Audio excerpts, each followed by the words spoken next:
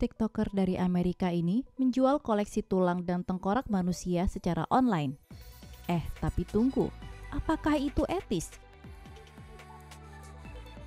John Pichaya Ferry atau yang lebih dikenal sebagai John's Bones menuai kritik setelah mempromosikan koleksi tulang manusia, termasuk tengkorak fetus di akun TikTok-nya.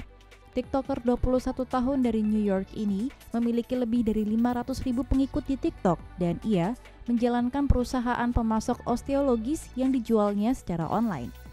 Di websitenya, Ferry menjual tulang rusuk seharga $18, sementara tengkorak seharga sekitar $2.000.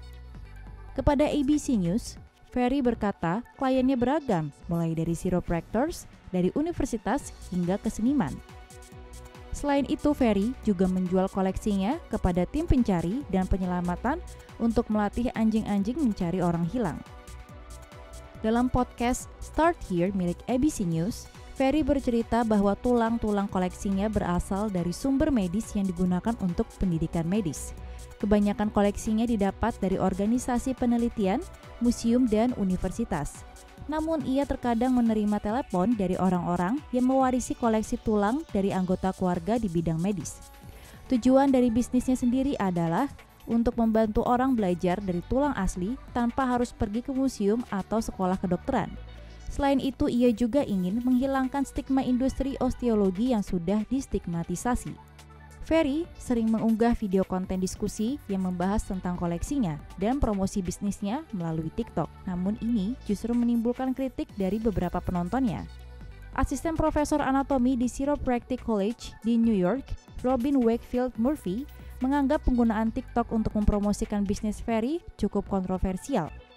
Jenazah manusia tidak boleh dijual. Ada cara yang sah dan etis bagi institusi dan peneliti untuk mendapatkan tubuh manusia untuk penelitian, dan itu adalah melalui program donasi kadaver, katanya.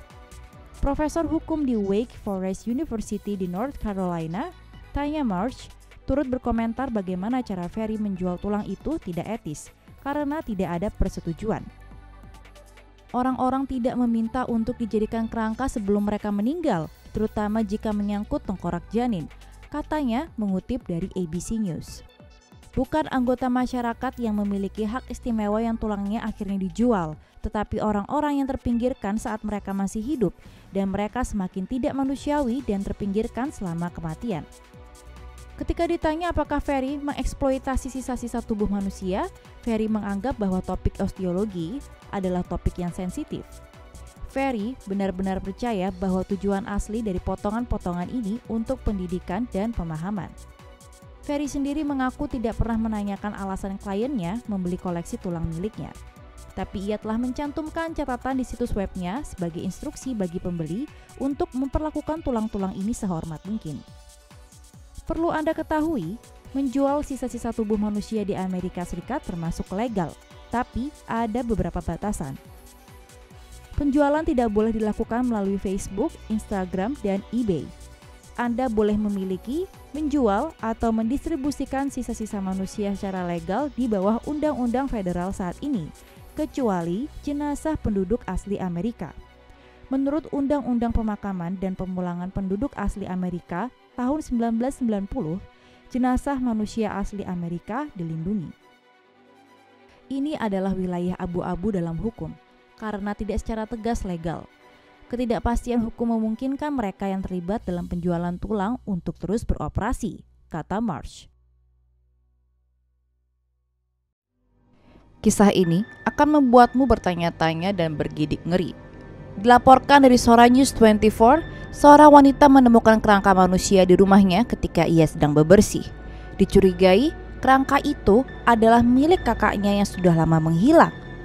Bagaimana kronologinya?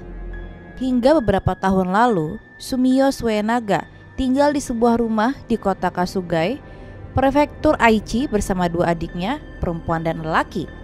Di tahun 2015, Sumio yang saat itu berusia 66 tahun menghilang. Berharap sang kakak akan kembali, saudaranya yang lebih muda menunggu hingga di tahun 2016. Akhirnya, ia melaporkan berita kehilangan Sumio ke kantor polisi, tapi tidak ada tanda-tanda dari sang kakak. 5 tahun berlalu, dan pada akhir pekan lalu, adik perempuan Sumio yang saat ini berusia 69 tahun memutuskan untuk menggunakan kamar kakaknya. Tapi ia menyadari bahwa ia perlu membersihkan kamarnya terlebih dahulu. Layaknya kamar yang sudah tak berpenghuni selama 5 tahun, banyak hal yang harus dibersihkan. Ketika sang adik membersihkan kamar Sumio, ia tiba-tiba menemukan kerangka manusia yang tidak berpakaian. Segera setelah itu, ia memberitahu polisi, dan ketika petugas tiba, mereka memastikan bahwa itu memang kerangka manusia. Penemuan kerangka itu dilaporkan ditemukan pada 15 Agustus siang, sekitar pukul 4.45 sore. Meskipun pada awalnya, polisi belum bisa menentukan usia atau jenis kelamin kerangka tersebut, para penyelidik yakin kemungkinan besar tubuh tersebut adalah milik Sumio. Anehnya, kenapa adik-adiknya bisa tidak tahu keberadaan kakaknya selama ini? Apalagi rumah milik Sumio yang mereka tinggali tidaklah besar, bahkan bagi standar orang Jepang. Tentu yang mengejutkan dan membuat semua orang ngeri, bahwa selama ini ternyata adik-adik Sumio menghabiskan waktu selama bertahun-tahun bersama jasad saudara mereka yang mereka kira hilang. Dan juga, apakah tidak aneh dua bersaudara itu tidak mencium bau bangkai dari jasad seseorang di dalam rumah, apalagi mereka tinggal bersama di rumah yang sama. Dan apabila jika kerangka itu bukan milik Sumio, justru situasi itu lebih mengejutkan. Sementara itu semuanya semakin membingungkan ketika adik-adik Sumio awalnya memberitahu polisi bahwa ia menghilang.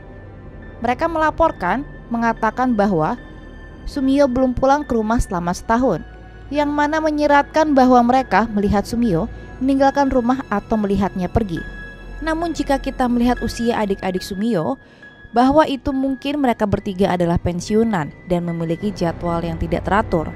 Jadi adik-adik Sumio berasumsi bahwa jika mereka tidak melihat Sumio di sekitar rumah, ia pasti sedang pergi. Namun, investigasi terkait kasus aneh ini dilaporkan masih berlanjut. Seorang fashion designer asal Indonesia sekaligus bintang fashion Instagram, Arnold Putra, mendapatkan banyak kecaman setelah menjual tas yang konon terbuat dari lidah aligator dan tulang punggung manusia yang menurut klaimnya berasal dari surplus medis di Kanada. Tas buatan Arnold dijual seharga $5.000 secara online dan pertama kali ia jual di tahun 2016. Pegangan tas karya Arnold ini terbuat dari tulang belakang manusia yang menurut para ahli kepada Insider asli. Arnold memiliki gaya hidup mewah. Namanya pernah disebut oleh akun Rich Kids of Instagram. Di tahun 2017, ia disebut oleh Tatler Indonesia sebagai salah satu kolektor mobil paling produktif di Indonesia. Foto ini pun menimbulkan berbagai reaksi dari warganet. Arnold memberitahu Insider bahwa akun tersebut bukanlah miliknya, tapi ia tentu saja berkontribusi di situ. Arnold kemudian mengatakan bahwa tulang belakang tersebut bersumber medis dari Kanada dengan surat-surat. Arnold hanya memberitahu Insider bahwa tulang-tulang tersebut berasal dari perusahaan yang berlisensi yang mendapatkan spesimen manusia yang didonasikan untuk obat dan terkadang akan menjualnya jika surplus.